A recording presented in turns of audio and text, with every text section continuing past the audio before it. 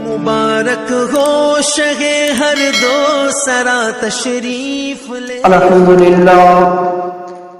الحمد لله رب العالمين والعاقبة للمتقين والصلاة والسلام على سيد الأنبياء والمرسلين. أما بعد، وأعوذ بالله من الشيطان الرجيم. بسم الله الرحمن الرحيم. وَلَقَدْ نَصَرَكُمُ اللَّهُ بِبَدْرٍ وَأَنْتُمْ أَذِلَّةٌ فَاتَّقُوا اللَّهَ لَعَلَّكُمْ تَشْكُرُونَ. صدق اللہ العظیم والحمد للہ رب العالمین. میرے آقا کے پیارے غلاموں، السلام علیکم ورحمۃ اللہ تعالی وبرکاتہ. آئیے سب سے پہلے اپنے آقا و مولا حضور تاجدار مدینہ سرور قلب و سینہ احمد مجتبی محمد مصطفیٰ صلی اللہ تعالی علیہ وآلہ وسلم کی بارگاہ میں جھوم جھوم کا درود شریف کا نذرانہ عقیدت پیش کرے. پڑھے بابا سے بلند اللہم صلی علی سیدنا صفینا مولانا محمد مبارک وسلم. صلو علیہ الصلاۃ والسلام علیک یا رسول اللہ صلی اللہ تعالی علیہ وآلہ وسلم. ماہ رمضان المبارک کے دوسرے عشرے میں ہم اور آپ داخل ہو چکے ہیں. بہت ہی تیزی کے ساتھ ماہ رمضان المبارک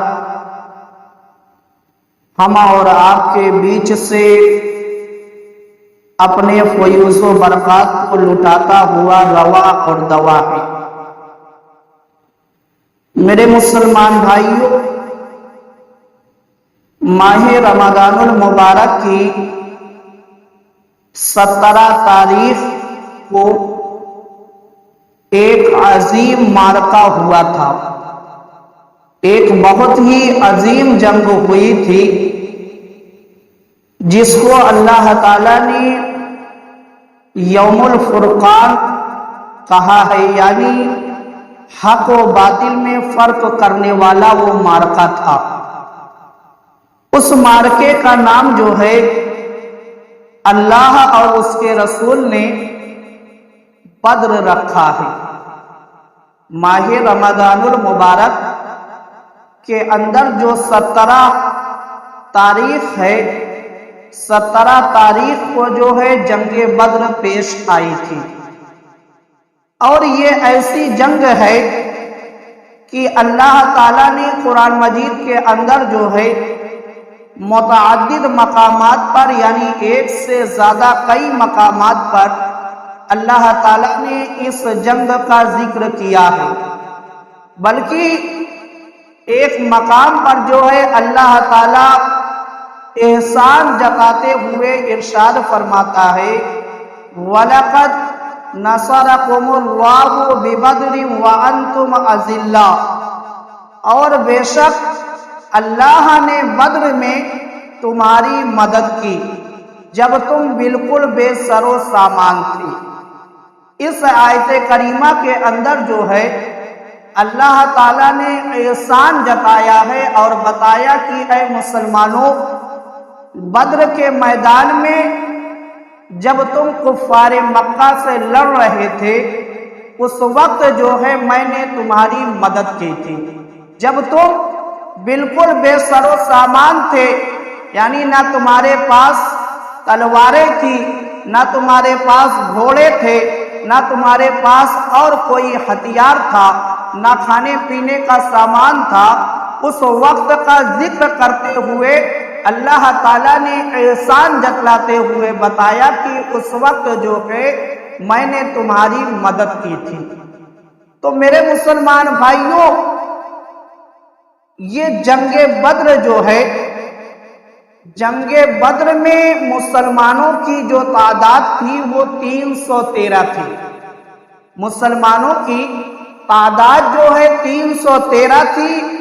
اور کفار مکہ جو آئے تھے بدر کے میدان میں جنگ کرنے کے لیے، لڑنے کے لیے، مسلمانوں کو مٹانے کے لیے، مسلمانوں کو ختم کرنے کے لیے، اسلام جیسے مقدس مذہب کو ختم کرنے کے لیے ان کی تعداد جو تھی وہ 1000 جو ہے بتائی جاتی ہے۔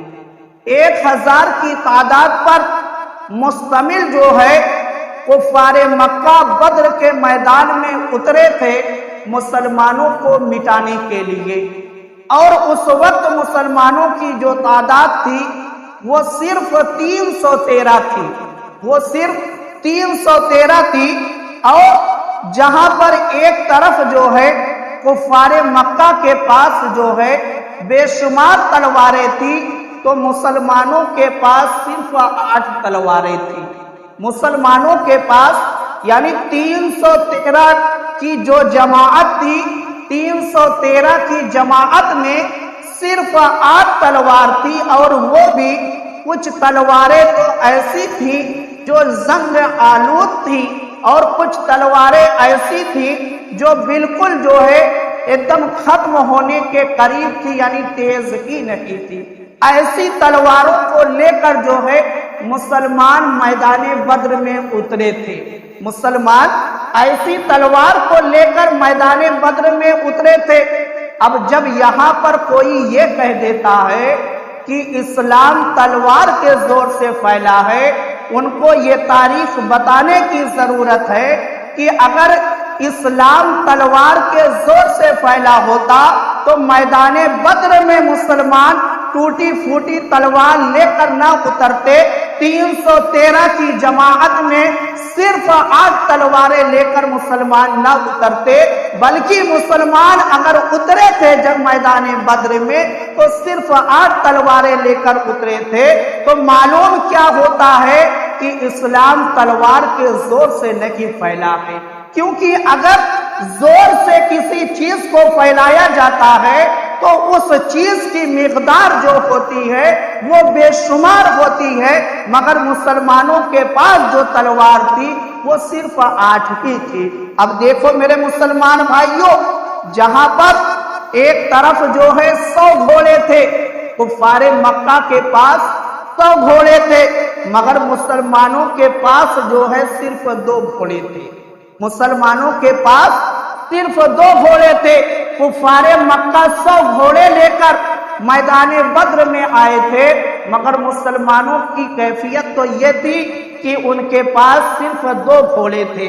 جب میرے مسلمان بھائیوں یہی صحابہ اکرام، یہی چند افراد 313 کی جماعت والے مدینہ منورہ سے نکلے تھے تو ان کی کیفیت ایسی تھی کہ ان کے پاس سواری کے لیے گھوڑے نہیں تھے، ایک سواری پر 3 شخص جو ہے سوار ہو کر میدان بدر تک آئے تھے۔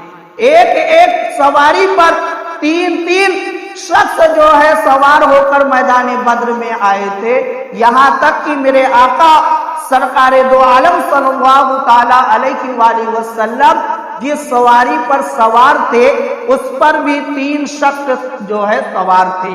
ایک تو میرے آقا تھے، اور ایک جو ہے حضرت بلال تھے، اور ایک حضرت علی تھے، اور ایک روایت میں حضرت لبابہ کا بھی نام آتا ہے۔ تو میرے مسلمان بھائیوں، یہ کیفیت تھی اس وقت کے مسلمانوں کی کہ ان کے پاس مکمل سواری کے لیے جانور بھی نہیں تھے۔ ایسی کیفیت میں، ایسی حالت میں جو ہے مسلمان میدان بدر میں آئے تھے۔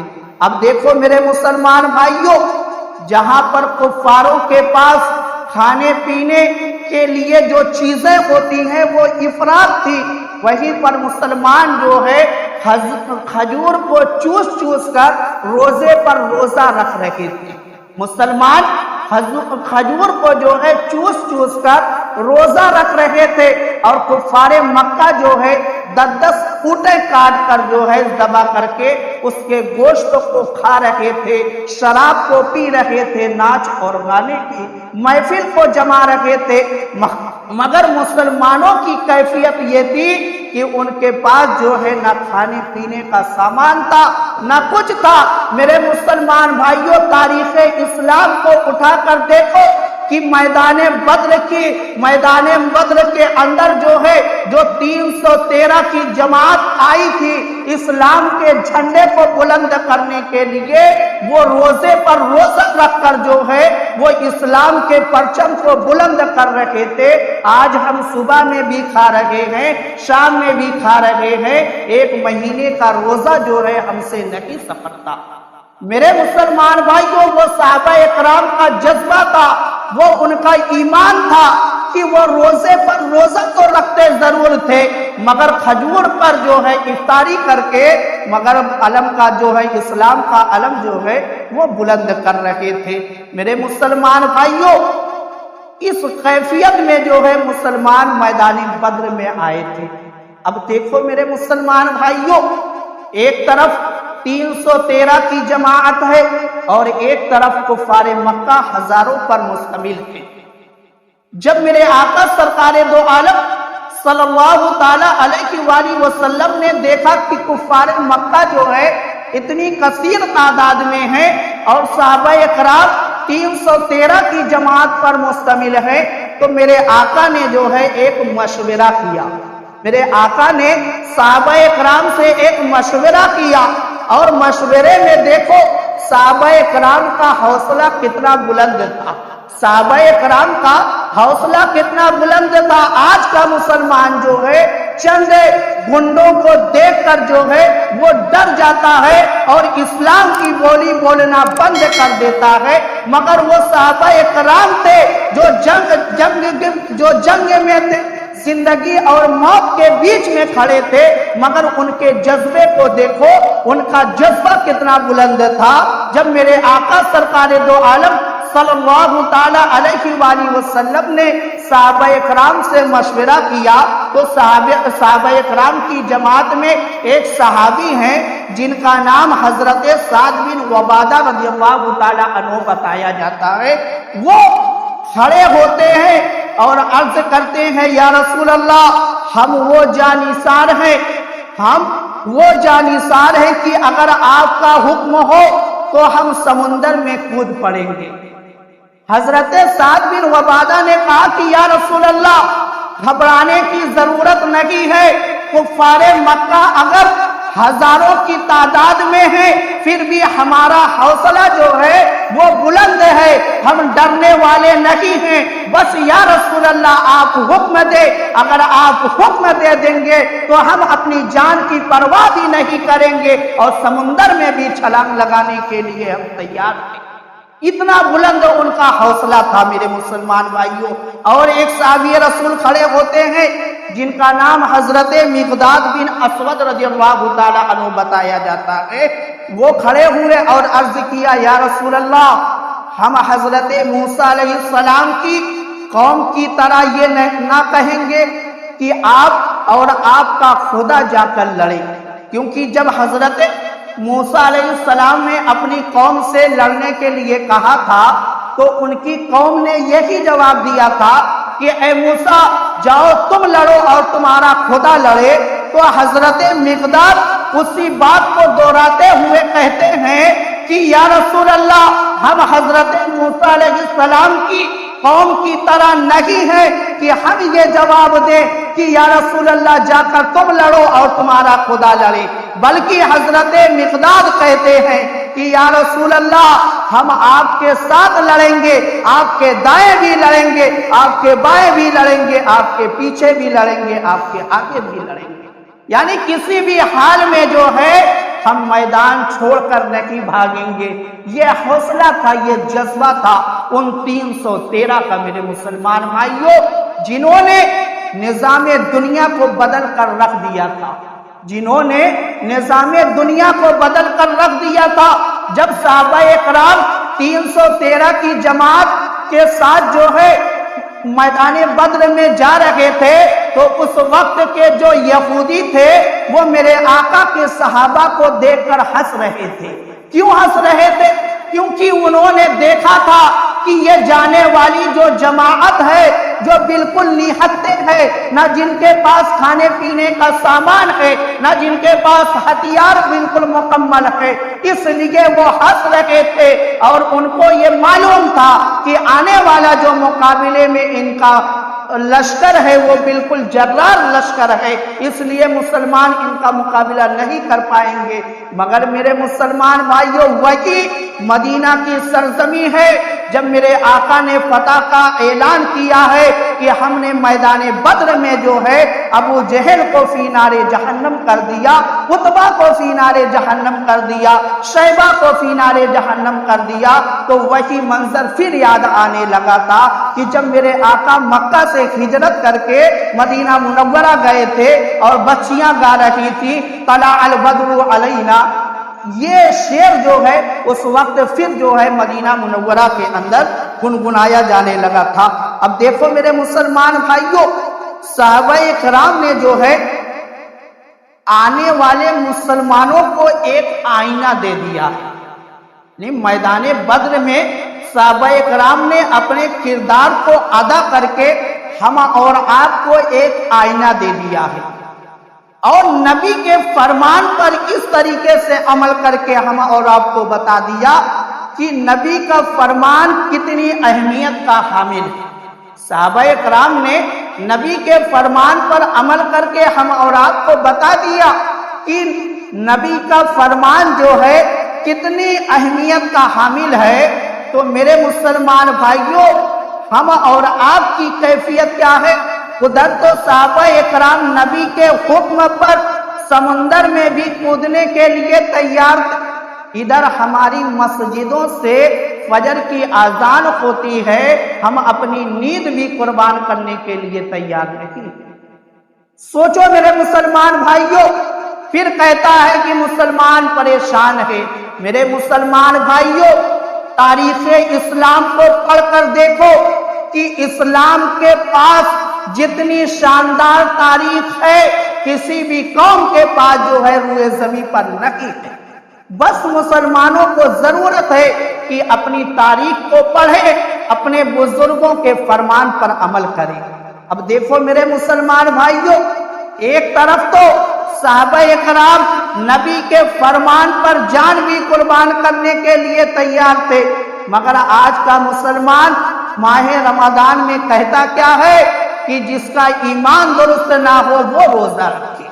ایسی کیفیت ہو گئی ہماری میرے مسلمان بھائی کہ ہم یہ بھی نہیں سوچتے کہ ایک تو ہم گناہ کرتے ہی کرتے ہیں، مگر اتنی جری اتنی بہادری کے ساتھ کرتے ہیں کہ اس پر فخر بھی کرتے ہوئے نظر آتے ہیں۔ میرے مسلمان بھائیوں، افسوس کا مقام ہے آج آپ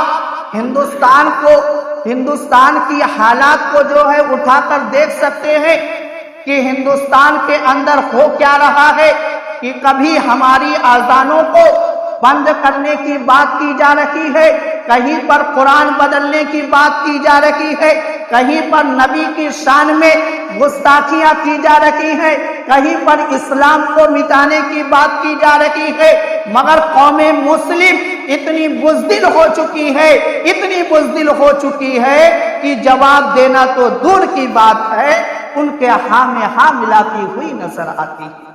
میرے مسلمان بھائیوں، آخر یہ جنگ بدر ہوئی کیوں تھی؟ جنگ بدر کیوں ہوئی تھی؟ کبھی آپ نے اس پر غور کیا؟ کبھی آپ نے اس تاریخ کو پڑھا؟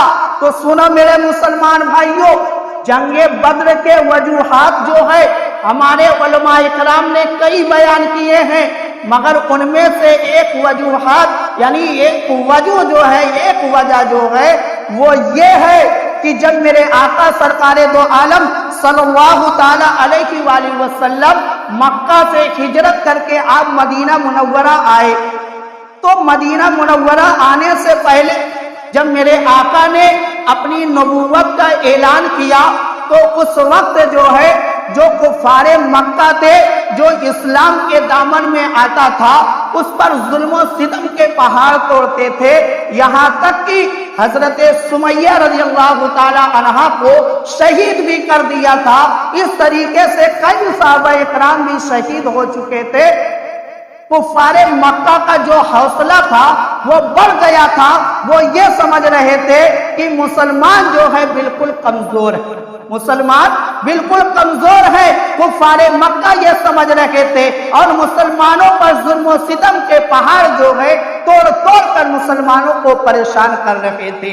जब मेरे आका मक्का से हिजरत करके मदीना मुनव्वरा आ गए तो अभी जो है कुफ्फार मक्का का जुल्म सितम बंद नहीं हुआ था, बल्कि कुफ्फार मक्का जो है अब मक्का से मदीना मुनव्वरा आते थे और मुसलमानों के जानवरों को उठा कर लेके चले जाते थे, उनकी चरागाहों को खराब कर दिया करते थे। यानी अब भी जो है मुसलमानों पर जुल्म सितम के पहाड़ तोड़े जा रहे थे। क्यों ये पहाड़ वो तोड़ रहे थे? क्योंकि वो ये समझते थे कि मुसलमान जो है वो बिल्कुल कमजोर है, वो हमारे मुकाबले में नहीं आ सकते। मगर मेरे मुसलमान भाइयों, तारीख आप उठाकर देखें, ये वही मुसलमान है, बिलाल ये वही है जो मक्का की जमीन पर जुल्म सितम का पहाड़ जिन पर तोड़ा जा रहा था बर्दाश्त कर रहे थे, ये वही बिलाल है। जब मदीना मुनव्वरा आते हैं तो मक्का में तो जुल्म सितम का पहाड़ तोड़ा गया, सब्र कर लिया, मगर मदीना मुनव्वरा में यही बिलाल थे जो उमैया को जो है फिनारे जहन्नम करते हुए नजर आते। तो मेरे मुसलमान भाइयों, जब इस्लाम के दामन में उमर जैसा बहादुर आ गया, इस्लाम के दामन में अमीर हमजा जैसा बहादुर आ गया, जब बड़े बड़े बहादुर दामने इस्लाम में आ गए तो अल्लाह ने और उसके रसूल ने हुक्म दे दिया कि अब जो है तुमको अपनी बुज़दिली नहीं दिखानी है, बल्कि अब तुमको जो है जुल्म सितम सहना नहीं है, बल्कि अब तुमको जो है बद्र में चलकर अपनी बहादुरी का मुजाहिरा करना है, अपनी बहादुरी को दिखाना है। और बद्र के अंदर जो है मुसलमानों ने ऐसी बहादुरी दिखाई है, ऐसी बहादुरी दिखाई है कि अबू जहल जैसा जो है कत्ल हो रहा है, उतबा कत्ल हो रहा है, शैबा कत्ल हो रहा है, आस बिन हिशाम जो है कत्ल हो रहा है, उमैया बिन खल्फ जैसे जैसे सरदार जो है मैदान बद्र में जो है फिनारे जहन्नम हो गए। तो मेरे मुसलमान भाइयों, वक्त ये है कि हालात से बिल्कुल खामोश रहने का नहीं, बल्कि अपने हक के लिए लड़ने का वक्त है।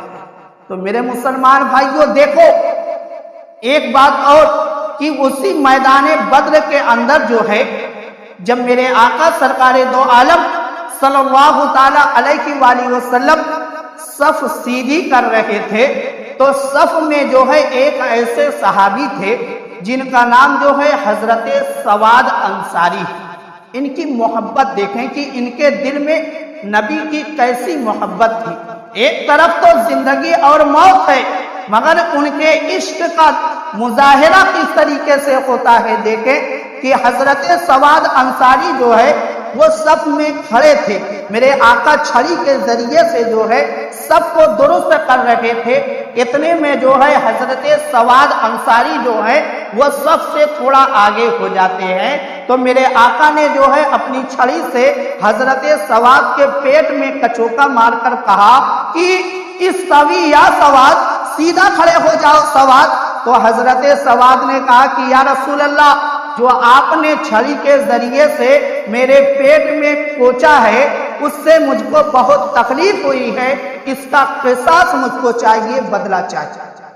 हजरत सवाद ने मेरे आका से यह कहा कि या रसूल अल्लाह, जो आपने छड़ी के जरिए से मुझको तकलीफ पहुंचाई है उस तकलीफ का बदला मुझको चाहिए। जब हजरत सवाद ने ये कहा तो साहबा इकराम की नजरें जो है हजरत सवाद पर जाकर जम गई। मगर अब देखो मेरे मुसलमान भाइयों, यहाँ पर मेरे आका ने बता दिया कि हुकूकुल इबाद क्या होता है। मेरे आका ने बता दिया कि हुकूकुल इबाद क्या होता है। मेरे आका ने फौरन कहा कि ऐ सवाद, तू अपना बदला ले ले।